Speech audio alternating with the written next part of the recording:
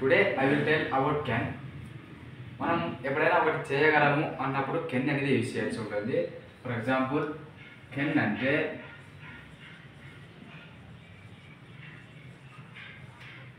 చేయగలను. సో ఏదైనా మనం ఒక పని చేయగలము అన్నప్పుడు కెన్ అనేది యూజ్ చేయాలి. For example I can read English. మనతో ఒకటి పని సాధ్యం అవుతుంది అంటే you can tell and we can use can. We can read English. నేను ఇంగ్లీష్ చదవగలను. నేను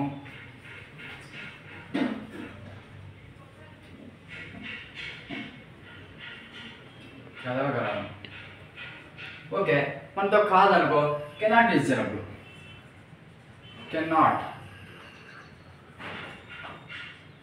చేయలేను. For example you cannot read English. You అంటే మీరు ఇంగ్లీష్ చదవలేరు. కన్నడ చేయలేరు కాబట్టి మీరు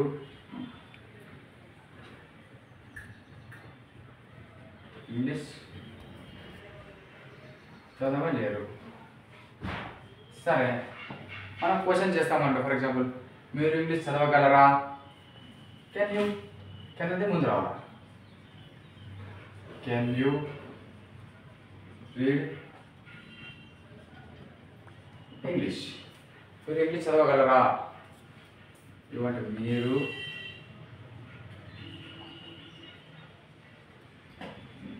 ఇంగ్లీష్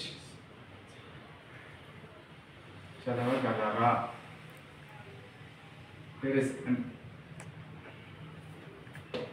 నెక్స్ట్ మీరు ఇంగ్లీష్ చదవలేరా అని అడిగినాం అనుకో కెనాట్ ముందు రావాలి. సబ్జెక్ట్ కంటే ముందు కెనాట్ అనేది యూజ్ చేయాలి. Can't you read English. This meaning is you అంటే మీరు